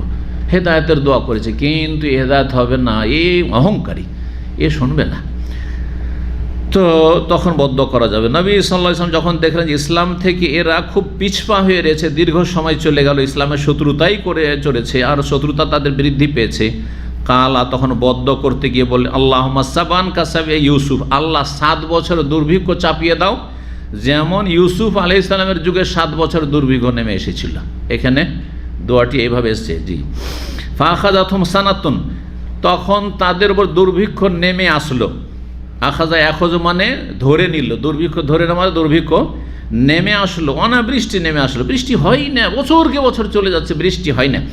হাসাত কুল্লা শাইইন, সমস্ত কিছু নির্মল হয়ে গেল, মানুষ না খেয়ে মরে যাচ্ছে, আর রাস্তাঘাট বন্ধ হয়ে গেছে, গবাদি পশু মরে যাচ্ছে, চারণভূমি মোটেই নেই, কোনো কিছু নেই, খাদ্যের ব্যবস্থা নেই। হাসাত কুল্লা শাই, সমস্ত কিছু নির্মূল হয়ে গেছে। হাত্তা আকালনাল জুলুদা ওয়াল মাইতাতা ওয়াল জিফা। আব্দুল্লাহ মাসউদ যেহেতু ইসলামের প্রথম দিকে ইসলাম গ্রহণ করেছেন মক্কায়, প্রথম দিকে যে কয়েকজন সাহাবী ইসলাম তার একজন তিনি বলছেন এমনকি আমরা নিরুপায় হয়ে, দুর্ভিক্ষ যখন নেমে আসবে তো মুসলিমদেরও তো কষ্ট হবে, সেখানে তো মুসলিম সাহাবগণ আছেন না, অল্প হইলেও, কিন্তু মেজরিটি হচ্ছে কাফের জালেমদের বদ্ধ করেছেন। তো এমনকি আমরা খেতে বাধ্য হয়েছি চামড়া, ওই চামড়া কখনকার পুরনো চামড়া রাখা আছে, সেই চামড়াগুলিকে পানিতে ভিজিয়ে শুকনো চামড়া চিবি খেয়েছে। আর কি খেয়েছে? অলমাইতাতা, মৃতদেহ, মরা একটা খাসি পড়ে আছে, আপনার দুম্বা পড়ে আছে, অথবা উঁট পড়ে আছে, সেটা কি মরা জীবজন্তু খাচ্ছে। ওয়ালজিফা, এবং পচা সড়া, মরে সরে গেছে, গন্ধ হয়ে গেছে, যেগুলো শুকুনে খায়, হ্যাঁ কুকুরে খায়, সেগুলি আমরা খেয়েছি। আল্লাহু আকবার। ওয়ায়ানজুরু আহাদুহুম ইলাস সামাই, আর এমন হয়েছিল ক্ষুধার তাড়নায় যে আমাদের এই মক্কার কাফেররা আকাশের দিকে তাকাইতো, আকাশের দিকে তাকাইতো। পেটে যদি খাবার না থাকে তো কি হয়, আমরা বলি যে চোখ অন্ধকার হয়ে আসছে, এই ভাষাটা আছে না আমাদের দেশে, অন্ধকার মানে আর দেখতে পাচ্ছেন মনে হচ্ছে, হ্যাঁ, মাথা ঘুরে উঠে, আর মানুষ যখন খুব ক্ষীণ হয়ে যায়, দুর্বল হয়ে যায় অনাহারে থাকার কারণে অথবা অসুস্থতার কারণে, তখন দাঁড়াতে পারে না, আর দাঁড়াইলে চোখ অন্ধকারে যে কিছু দেখতে পাচ্ছে না মনে হচ্ছে, আর দেখলো মনে হচ্ছে যে ধূম্রাচ্ছন্ন দেখছে, ধোঁয়া মনে হচ্ছে, ধোঁয়া। তো বলছেন যে আকাশের দিকে তাকাতো তারা, আর এত ক্ষীণ হয়ে গেছিল তারা দুর্ভিক্ষের কারণে আর অনাহারের কারণে। ফায়ারাত দোখান মিনাল জু, ক্ষুধার তাড়নায় তারা আকাশে যেন তারা ধোঁয়া দেখত। দোখান মানে ধোঁয়া, আকাশ যেন কি হয়েছে, ধূম্রাচ্ছন্ন হয়েছে, জি, ধোঁয়া আচ্ছন্ন হয়ে আছে, যেন ধোঁয়া লাগছে, আসলে ধোঁয়া নেই, কিন্তু ধোঁয়া মনে হচ্ছে, চোখে ভুল দেখছে। জি। ফাত আবু সুফিয়ান, এই যে বয়ান করলাম একটু, আবু সুফিয়ান রাদিয়াল্লাহু তাআলা আনহু কাফের ছিলেন তখন পর্যন্ত, তিনি আসলেন, এসে বলছেন ইয়া মুহাম্মদ, হে মুহাম্মদ সাল্লাল্লাহু আলাইহি ওয়াসাল্লাম। যদি ইসলাম গ্রহণ করতেন তো কখনো মুহাম্মদ বলতেন না। ইসলাম গ্রহণ করার পরে নবী সাল্লাল্লাহু আলাইহি ওয়াসাল্লামের চাচারা বয়সে বড়, তবু ইয়া মুহাম্মদ বলে সম্বোধন করেননি। আব্বাস রাসূলুল্লাহ সাল্লাল্লাহু আলাইহি ওয়াসাল্লাম চাইতে বয়সে বড় আর সম্মানে বড় চাচা, কিন্তু ইসলাম গ্রহণ করেছেন যেহেতু, তিনি কি বলতেন? ইয়া রাসূলুল্লাহ। জি, কারণ কোরআনে কারিমে নবী সাল্লাল্লাহু আলাইহি ওয়াসাল্লামের নাম ধরে ডাকা উম্মতের জন্য নিষেধ করা হয়েছে। জি, আয়াতটি রয়েছে, লা তাজআলু দুআ আর রাসূলি কা দুআ বাযিকুম বাযা, তোমরা রাসূলুল্লাহ সাল্লাল্লাহু আলাইহি ওয়াসাল্লামকে আহ্বান করবে, ডাকবে, এটা তোমাদের একে অপরকে যেমন ডেকে থাকো ওইভাবে ডাকবে না। অর্থাৎ আপনি কোনো ব্যক্তিকে যতই বড় কেউ হোক না কেন নাম ধরে ডাকতে পারেন, নাম ধরে, যেমন আমাদের সমাজ আছে নাম ধরে ভাই বলে ডাকা, আছে না? নেই? আপনার চাইতে বড়, 10 বছরের বড়, তারপরে বলছেন যে আবু বকর ভাই, আব্দুল্লাহ ভাই, অমুক ভাই, বলছেন না? কিন্তু নবী সাল্লাল্লাহু আলাইহি ওয়াসাল্লামকে এভাবে সাহাবীরা ডাকতেন না। আবু বকর রাদিয়াল্লাহু আনহু কাছাকাছি বয়সের এবং ছোট কালকার বন্ধু, নবী সাল্লাল্লাহু আলাইহি ওয়াসাল্লাম ছোট কাল থেকে বাল্য বন্ধু, তারপরে যখন ইসলাম গ্রহণ করলেন ইয়া মুহাম্মদ বলে কখনো ডাকেননি, কিন্তু নবী হওয়ার আগে পর্যন্ত বন্ধু নাম ধরে বলেছেন। জি হ্যাঁ। আবু সুফিয়ান বলছে ইয়া মুহাম্মদ, হে মুহাম্মদ সাল্লাল্লাহু আলাইহি ওয়াসাল্লাম, ইন্নাকা তা'মুরু বিতাআতিল্লাহ, আপনি তো আল্লাহর আনুগত্য করতে বলেন, যে আল্লাহর বিধান মেনে চলতে হবে, কথা তো আপনি খুব ভালোই বলেন। ওয়াবে সিলাতুর রাহিমে, আর তারপরে বলেন যে আত্মীয়দের সাথে সুসম্পর্ক রাখতে হবে। ওয়া ইন্না কওমাকা কাদ হালাকু, আর আপনি দেখতে পাচ্ছেন যে আপনার বংশধর কুরাইশরা সব ধ্বংস হয়ে গেল, সর্বনাশ হয়ে গেল, না খেয়ে মরে যাচ্ছে সব দুর্ভিক্ষে। ফাদউল্লাহ লাহুম, তাদের জন্য আপনি আল্লাহর কাছে দোয়া করেন। তাহলে কাফেরেরও ইয়াকিন বিশ্বাস ছিল যে নবী সাল্লাল্লাহু আলাইহি ওয়াসাল্লামের বদদোয়াতি এরকম হয়েছে, এখন নবী সাল্লাল্লাহু আলাইহি ওয়াসাল্লামের কাছে এই নেক দোয়া নিতে হবে, তাহলে আমাদের এই দুর্ভিক্ষ আর অনাবৃষ্টি থেকে মুক্তি মিলবে। জি, কিন্তু বিভিন্ন কারণে সত্যকে মানতে চাই না অনেকেই, সুবহানাল্লাহ, অনেক বেদাতিরা আছে, জটিল জটিল মাসলা মাসাইল যখন আসে তখন আমাদের কাছে মাসলা জিজ্ঞাসা করে, জেনে তাদেরকে বুঝতে পারি যে এই আকীদার মানে নাই, হ্যাঁ কখনো ভালোবাসা নেই, কিন্তু ফতোয়াটা নিতে হবে, কারণ হ্যাঁ নিরুপায় এখন। হ্যাঁ, আল্লাহ হিদায়াত দান করুন। তাআলা আল্লাহ তাআলা মহান আল্লাহ বলছেন এই মর্মে, মানে এই আয়াতের তাফসীর একটি করা হয়েছে, দুটি তাফসীর রয়েছে আয়াতের। ফারতাকিব, তুমি অপেক্ষা করো, হে নবী তুমি অপেক্ষা করো, প্রতীক্ষা করো ওই দিনের, ইয়াউমা তাতিস সামাউ বিদুখানিম মুবিন, যেই দিন আকাশ সুস্পষ্ট ধোঁয়া নিয়ে আসবে, মানে আকাশে ধোঁয়া দেখা দিবে, সেই দিনটির অপেক্ষা করো। এই দিনটি কোন দিন, এর দুটো তফসির রয়েছে। একটি তফসির তো এই হাদিসে রয়েছে, কি রয়েছে, যে মক্কায় দুর্ভিক্ষ নেমে এসেছিল, আর অনাবিশ্ব দুর্ভিক্ষের কারণে মানুষ অনাহারে মরে যাচ্ছিল, আর মানুষ অনাহারে থাকার কারণে এত ক্ষীণ অচল হয়ে গেছে যে আকাশের দিকে তাকাইলে আকাশ ধোঁয়া ধোঁয়া মনে হইতো, কিন্তু আকাশের কোনো ধোঁয়া নেই। হ্যাঁ, ধোঁয়া নেই, কিন্তু ধোঁয়া ধোঁয়া মনে হইতো, জি, অন্ধকার মনে হইতো। এটি একটি তফসির। আর একটি তফসির হচ্ছে, তাহলে এই তফসির যদি ধরা হয়, এই যেটি বললাম, তাহলে এটা ঘটে গেছে। এই আয়াতে যে কথা বলা হয় সেটা কি হয়েছে, ঘটে গেছে, হয়ে গেছে। আর দ্বিতীয় তফসির যেটি, সেটা তাহলে ঘটেনি, সেটা হচ্ছে কিয়ামতের একটি বড় লক্ষণ, সেটা হচ্ছে যে কিয়ামত একেবারে যখন সন্নিকটে, কিয়ামতের বড় আলামত শুরু হয়ে যাবে, তখন কিয়ামতের একটি লক্ষণ হচ্ছে ধোঁয়া। হ্যাঁ, ধোঁয়া দেখা দেবে আকাশে, জি, ধোঁয়া ধোঁয়া হয়ে থাকে, অন্ধকার। তো এই তফসির করা হয়েছে, আল্লাহ তাআলা আলাম। তারপরে বলছেন ওই আয়াতগুলি, সূরা দোখানে যে আয়াতগুলি রয়েছে 10 নম্বর থেকে 16 নম্বর পর্যন্ত, আর শেষখানে রয়েছে ইন্নাকুম আয়েদুন, আল্লাহ যদি এই আযাব উঠিয়েও নেন, দুর্ভিক্ষ উঠিয়ে নিলেন নবীর দুয়াতে, আর তারপর বালা মুসিবত দূর হইল, তোমরা কি আর ইসলাম গ্রহণ করবে? আবার তোমরা কুফরের দিকে ফিরে আসবে, আবার তোমরা কুফরি আর অবাধ্যতা আর ইসলামের শত্রুতা, নবী সাল্লাল্লাহু আলাইহি ওয়াসাল্লামের শত্রুতা, সাহাবায়ে কেরামের দুশমনির দিকে আবার ফিরে আসবে তোমরা। ইন্নাকুম আয়াত, নিঃসন্দেহে তোমরা ফিরে আসবে। তখন আমি কি করব? আল্লাহ বলছেন ইয়াউমা নাবতিশুল বাতশাতাল কুবরা, তখন আমি বড় ধরনের তোমাদেরকে পাকড়াও করব, ভালো করে তোমাদেরকে ধরব। এই বাতশাতুল কুবরাটা আবার কি বলছে? এটা বদরের যুদ্ধ। বলছেন যে আর ওয়াল বাতশাতুল কুবরা তো ইয়াউমা বাদরিন, বড় পাকড়াও হয়েছে মক্কার কাফেরদের বদরের দিনে, এদের দেমাগকে সহি করে দেওয়া হয়েছে। এদের যে অহংকার ছিল, অহংকারকে চূর্ণ বিচূর্ণ করে দেওয়া হয়েছে। সবচেয়ে বড় অহংকারী কে ছিল? আবু জাহল। আবু জেহেল না, আমাদের দেশের লোকেরা কিন্তু বিকৃত নাম খুব বলে, আবু জেহেল নয়, কি আবু জাহল। জাহাল মানে অজ্ঞতা, অজ্ঞতার বাপ। অজ্ঞ ব্যক্তির বাপ শুধু নয়, অজ্ঞ ব্যক্তির বাপের চাইতে অজ্ঞতারই বাপ আরও বেশি, তাতে মোবারক আছে। জি, পৃথিবীতে যে অজ্ঞতা হয়, সমস্ত অজ্ঞতার বাপ। যে আল্লাহর সাথে সম্পর্ক রাখে না, আল্লাহর রসুলের সাথে সম্পর্ক রাখে না, আল্লাহর আসমানি বিধানের সাথে সম্পর্ক রাখে না, সে হচ্ছে অজ্ঞতার বাপ। ওর মতো অজ্ঞ কেউ নেই। জি, এই জন্য শরীয়তের ভাষায় সত্যিকারের মূর্খকে, যে আল্লাহর দিন থেকে গাফেল, পরকাল থেকে গাফেল, আল্লাহর সাথে সম্পর্ক নেই, আল্লাহর বিধান কোরআন হাদিস ইসলামের সাথে সম্পর্ক নেই, পাপী। পাপী হচ্ছে অজ্ঞ। জি, কুল্লু মান আসাল্লাহ ফাহুয়া জাহিল, ওলামারা বলেছেন যে ব্যক্তি আল্লাহর নাফরমানি করলো জাহিল। জি, জাহিল, সে মূর্খ। মূর্খতার কারণে আপনি এই পাপ করেছেন।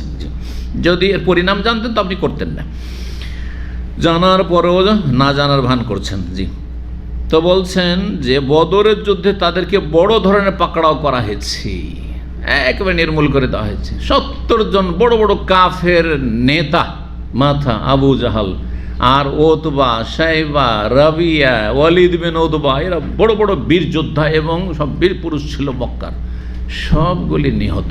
সবগুলি কোথায় নিহত? এ বদর কতজন নিহত হয়েছিল? 70 জন নিহত। এটা হয়ে গেল তাহলে ভবিষ্যৎবাণী, এগুলো আল্লাহর পক্ষ থেকে ভবিষ্যৎবাণী। এমন একটা দিন আসছে যেদিন বাতশাতুল কুবরা হবে, মানে বদর হবে। এখনো বদর হয়নি, মক্কি আয়াত, মক্কায় নাযিল হচ্ছে, একটা দিন আসছে বাদশাহ বড় পাকড়াও করব। আর দ্বিতীয় হিজরিতে গিয়ে, নবী হিজরতের দ্বিতীয় বছরে গিয়ে বদর হচ্ছে, বাস্তবায়ন হচ্ছে, কোরআনী ভবিষ্যৎবাণী। আর একটি রয়েছে, তাই বলছেন যে বাদশাতুল কুবরা বদরের দিন, ফাকাদ মাদাতির দোকান, আর যেটা ধূম্রাচ্ছন্ন আকাশ দেখা, সেটাও হয়ে গেছে এই তফসির আলোকে। অল বাদশাহ আর বড় পাকড়াও, সেটাও হয়ে গেছে। আর একটি আয়াত রয়েছে ফাসাউফা ইয়াকুনু লিজামা, সূরা ফুরকানে রয়েছে। কুল, শেষ আয়াত, কুল মা ইয়াবাউ বিকুম রব্বি লাউলা দুআউকুম ফাকাদ কাযযাবতুম, তোমরা মিথ্যে মনে করেছো ইসলামকে, ওহীকে, কোরআনকে, রাসূলকে, আল্লাহকে, আল্লাহর দ্বীনকে। ফাসাউফা ইয়াকুনু লিজামা, তোমাদেরকে ধরা হবে। লাজেম, লাজেম মানে কি? হ্যাঁ, অবশ্যই অবশ্যই লাজেম মানে, আর লাজেম মানে একবারে লেগে যাওয়া। লেজামা মানে তোমাদেরকে বন্দি করা হবে। তোমাদের কি করা হবে? এটা তফসির ফাসাফা এখন ওয়াসিরেই শীঘ্রই তোমাদেরকে বন্দি করা হবে। এই ভবিষ্যৎবাণীর বাস্তবায়ন হয়েছে এই বদরের প্রান্তে 70 জনকে বন্দি করে বেঁধে নিয়ে আসায়। আর বেঁধে নিয়ে এসে মসজিদে নবীর খুঁটিতে খুঁটিতে বেঁধে দেওয়া হলো। আর তারপরে পরামর্শক্রমে সেখানে কি করা হলো? তাদের মুক্তিপণ নিয়ে তাদেরকে ফিরিয়ে নিয়ে ছেড়ে দেওয়া হয়েছে। তো এটি ছিল লিজাম, এটা হয়েছে। ও আয়াতুর রুম, আর রুমের আয়াতেরও বাস্তবায়ন হয়েছে। সূরা রুমের আয়াতে কি রয়েছে? আল্লাহ বলছেন আলিফ লাম মিম গোলেবাতির রুম। হ্যাঁ, রোম কি হয়েছে? হ্যাঁ, পরাজিত হয়েছে। গোলেবা মানে পরাজিত হয়েছে, গোলেবাতে রোম। সেই যুগে দুটো সুপার পাওয়ার ছিল। কোন কোন সুপার পাওয়ার? হ্যাঁ, একজন হ্যাঁ, একটি পারস্য, এই যে ইরানি মজুসি শক্তি, অগ্নিপূজকদের শক্তি, হ্যাঁ, মুশরিকদের, পত্তলিক কাফের, হ্যাঁ, বা মুশরিক অগ্নিপূজক কাফের। আর আরেকটি কাফের ছিল, ওরাও কাফের কিন্তু তারা আসমানি কিতাবে বিশ্বাসী খ্রিস্টান ছিল। দুটো কাফেরকে যদি পাশাপাশি তুলনা করা যায় তো কোনটা কাফের তুলনামূলক ভালো? হ্যাঁ, যারা আসমানি কিতাবে বিশ্বাসী, যদিও কিতাবকে বিকৃত করেছে, যদিও নবীর যথাযোগ্য সম্মান করেনি, যদিও রোহিতকৃত ধর্মকে, ভ্রান্ত ধর্মকে আঁকড়ে ধরে আছে। এক তো রোহিত করা হয়েছে, মনসুখ, ক্যান্সিল, হ্যাঁ, এই বিধান চলবে না। আর 2 নম্বর হচ্ছে যে বিকৃত হয়ে গেছে তোমাদের কিতাব ইনজিল তাওরাত, সুতরাং সেটাও চলবে না। হ্যাঁ হ্যাঁ, খাঁটি এখন নির্ভেজাল দিন একমাত্র কোরআনে কারিমে রয়েছে, সেটা ধরতে হবে সারা বিশ্বের সমস্ত মানুষকে।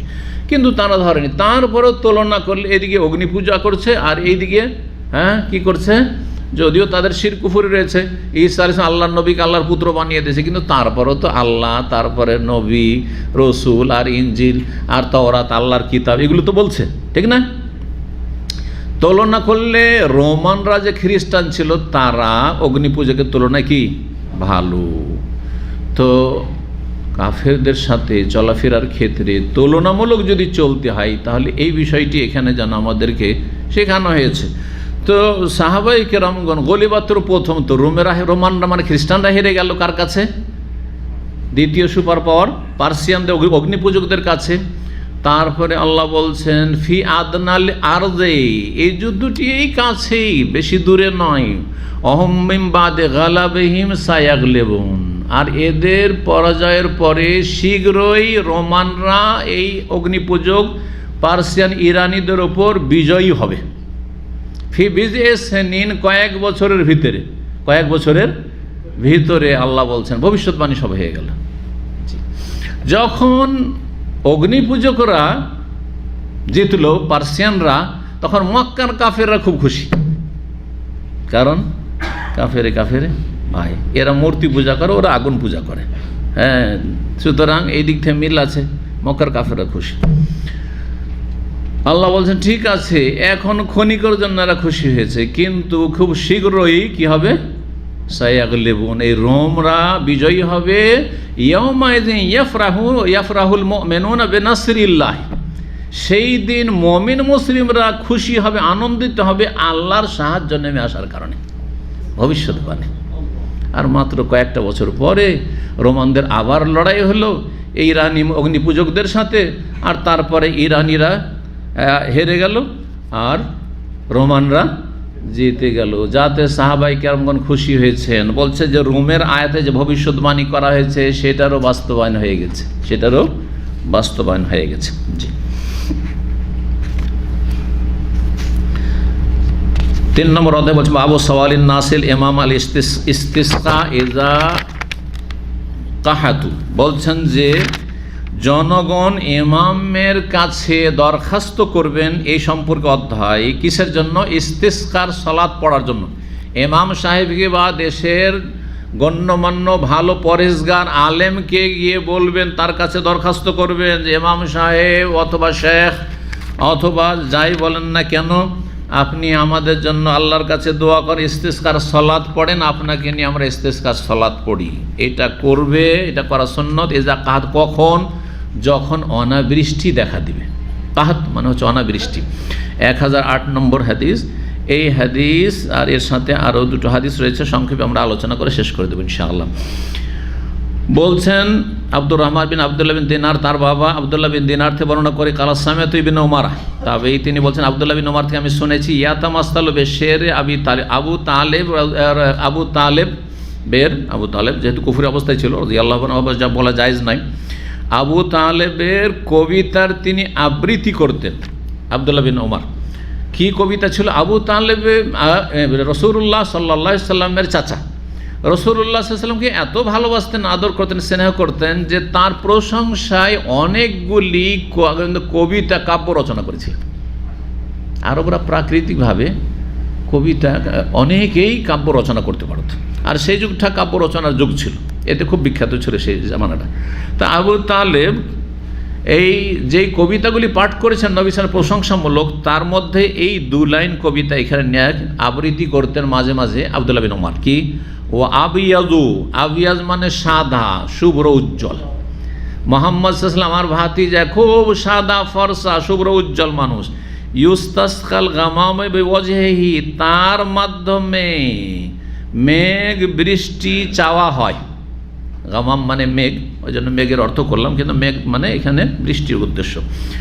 সেমাল আল ইয়াতামা ইসমাতান লিল আরামেলি, তিনি ইয়াতিম অনাথ যারা তাদের দেখাশোনাকারী, এবং ইসমাতান লিল আরামেলি, আরামেল আরমালার বহু বচন, আরমালা মানে বিধবা, বিধবাদের তিনি ভরণ পোষণের দায়িত্ব গ্রহণকারী, তিনি তাদের রক্ষণাবেক্ষণকারী। প্রশংসা করছেন আমার ভাতিজা এত ভালো মানুষ, দেখতেও যেমন সুন্দর, যেমন তার শারীরিক সৌন্দর্য রয়েছে, তেমনই তার দোয়ার গুরুত্ব রয়েছে, যে তিনি আল্লাহর কাছে দোয়া করলে পানি চাইলে আল্লাহ পানি দিতেন। দেখেছেন ঘটনা, ওই যে আবু সুফিয়ানের ঘটনা গেল, যে দুর্ভিক্ষের বদদোয়ার পরে যে সে এসে দরখাস্ত করলো, এসব গেল। আর তারপরে তার বাস্তব জীবন ছোটকাল থেকে দেখে এসেছেন, বাল্য জীবন থেকে, যে এতিমদের পাশে দাঁড়িয়েছেন, তাদের দেখাশোনা করেছেন, লালন পালন করেছেন।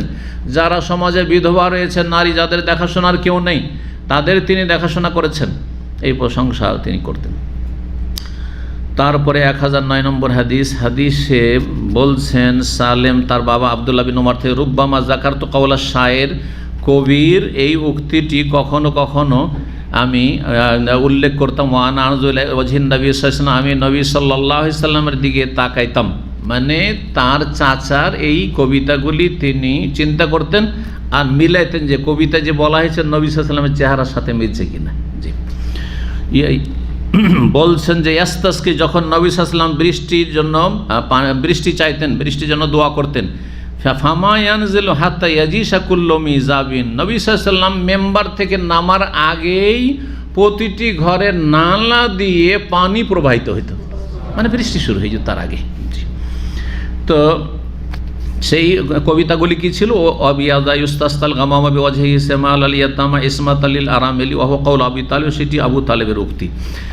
1010 নম্বর হাদিস, এটি হচ্ছে শেষ হাদিস। হাদিস আবদুল্লাহ বিন মুসান্নাস সোমা বিন আবদুল্লাহ বিন আনাস থেকে বর্ণনা করেছেন, তিনি আনাস থেকে বর্ণনা করেছেন। আনাস বলছেন যে আন্না ওমর ইবনে খাত্তাব রাদিয়াল্লাহু আনহু, ওমর রাদিয়াল্লাহু তাআলা আনহু যখন খলিফা হলেন তখনকার ঘটনা। তিনি কি করলেন? কানা ইযা কাহাতু ইস্তাসকা বিল আব্বাস বিন আব্দুল মুত্তালিব, ওমর রাদিয়াল্লাহু তাআলার খেলাফত আমলে নবী সাল্লাল্লাহু জামানা শেষ হয়ে গেছে, আবু বকর জামানা শেষ হয়ে গেছে, ওমর রাদিয়াল্লাহু তাআলা তখন আমিরুল মুমিনিন। সেই সময় যদি মদিনায় বা আরব দেশে অনাবৃষ্টি দেখা দিত, তাহলে তিনি ইস্তিসকা করতেন, মানে আল্লাহর কাছে বৃষ্টির পানি চাইতেন। কার মাধ্যমে? আব্বাস বিন আব্দুল মুত্তালিবের মাধ্যমে। কেন? এই জন্য যে আব্বাস হচ্ছেন নবী সাল্লাল্লাহু আলাইহি ওয়াসাল্লামের চাচা, নবী সাল্লাল্লাহু আলাইহি ওয়াসাল্লামের সাথে আত্মীয়তার সম্পর্ক ওমরের চাইতে আব্বাসের বেশি ঘনিষ্ঠ, একেবারে কাছের মানুষ।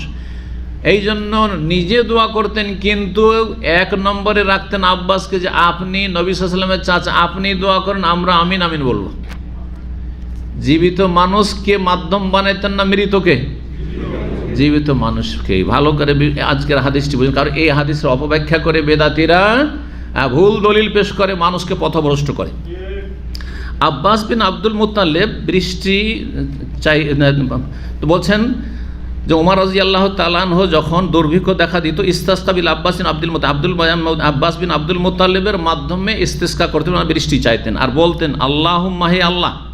ওমর বলছেন, হে আল্লাহ, ইন্না কুন্না নাতাওয়াসসালু ইলাইকা বিনবিয়িনা সাল্লাল্লাহু আলাইহি ওয়াসাল্লাম, আমরা যখন নবী সাল্লাল্লাহু আলাইহি ওয়াসাল্লাম জীবদ্দশায় ছিলেন তখন নবী সাল্লাল্লাহু আলাইহি ওয়াসাল্লামের দুআকে ওসিলা বানাইতাম, মাধ্যম বানাইতাম। নবী সাল্লাল্লাহু আলাইহি ওয়াসাল্লামকে ওসিলা বানাইতাম মানে ইয়া রাসূলুল্লাহ আমাদের জন্য দোয়া করে দেন। যেমন ওই যে খুতবাতে দাঁড়িয়ে খুতবা দিচ্ছেন আর সাহাবী আসলো, আসার পর ইয়া রাসূলুল্লাহ সব মরে গেল, ধ্বংস হয়ে গেল, একটু দোয়া করেন বৃষ্টির জন্য। হলো না? তো বলছেন যে আমরা যখন নবী সাল্লাল্লাহু আলাইহি ওয়াসাল্লাম বেঁচে ছিলেন, কন্যা নাতাওয়াসসালু ইলাইকা, নাতাওয়াসসালু মানে কি? ওয়াসল বা ওয়াসিলা মানে কি? ওয়াসিলা মানে কুরবা। এই শব্দের অর্থটাও বোঝে না মানুষ আমাদের দেশের। আর জনগণ যেহেতু আরবি বোঝে না, বিদাতীরা নিজেদের মতো করে তাদের ধর্মকর্ম বুঝায়, তখন ভুল বুঝায় যে ওসিলা মানে কোনো ব্যক্তির ওসিলা ধরা না। ওসিলা মানে আল্লাহর কুরবাত, মানে আল্লাহর সান্নিধ্য অর্জন করা, আল্লাহর নৈকট্য অর্জন করা। তাহলে কি অর্থ হবে? হে আল্লাহ, ইন্না কুন্না নাতাওয়াসসালু ইলাইকা, আল্লাহ তোমার আমরা সান্নিধ্য অর্জন করতাম বিনবিয়িনা সাল্লাল্লাহু আলাইহি ওয়াসাল্লাম, আমাদের নবী সাল্লাল্লাহু আলাইহি ওয়াসাল্লামের মাধ্যমে, যে নবী সাল্লাল্লাহু আলাইহি ওয়াসাল্লাম দোয়া করছেন আর তার দোয়া ওসিলা আমরা তাতে আমিন আমিন বলছি, এটা করতাম।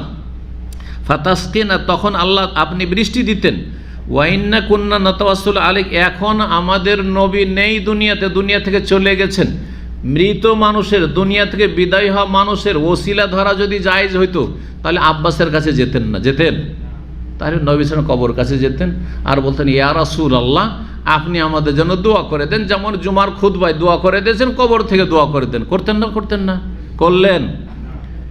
অথবা নিজের জায়গা থেকে মেহরাব থেকে ওমর রাদিয়াল্লাহু তাআলা আনহু দোয়া করতেন খুতবায় চড়ে, কিন্তু বলতেন যে হে আল্লাহ তোমার নবীকে ওসিলা বানিয়েই দোয়া করছি, তোমার নবীর ওসিলায় আমাদেরকে বৃষ্টি দান করে, এই কথা বলতেন। সেটা বলেছেন? দুটার কোনোটাই করেননি। একটা হচ্ছে কবরের কাছে গিয়ে নবীকে বলা যে ইয়া রাসূলুল্লাহ, যদি নবীর কাছে বৃষ্টি চায়। এখানে আর একটা শুনে নেন, কোনটা বড় শিরক হবে, কোনটা বেদাত হবে, হারাম হবে, এগুলো আমাদেরকে ভাগ জানতে হবে, শ্রেণী বিভাগ। এক নম্বর হচ্ছে কেউ যদি নবীর কবরের কাছে বলে ইয়া রাসূলুল্লাহ আমাদেরকে বৃষ্টি দেন, তাহলে কি? বড় শিরক, কুফর। নবীর কাছে চাইলেও যদি বড় শিরক, কুফর, ইসলাম থেকে খারিজ হয়ে যায়। তাহলে কেউ যদি খাজা বাবার কাছে গিয়ে, আজমিরে গিয়ে, শাহজালালের মাজারে গিয়ে, আর কোথাও কোনো মাজারে গিয়ে বলে যে বাবা গো আমাদেরকে বৃষ্টি দান করেন, আমাকে ছেলে দেন, আমার রোগ ভালো করে দেন, তাহলে কি? বড় শিরক। তাহলে এটা বড় শিরক হয়ে গেল। হ্যাঁ। দুই নম্বর হচ্ছে যে নবীর কবরের কাছে অথবা কারো কোনো কবরের কাছে গেল আর গিয়ে বলছে, তার কাছে চাইলো না, আপনি আল্লাহর কাছ থেকে নিয়ে দেন, হ্যাঁ দোয়া করে দেন। মৃত ব্যক্তির কাছে কি চাওয়া? দোয়া চাওয়া।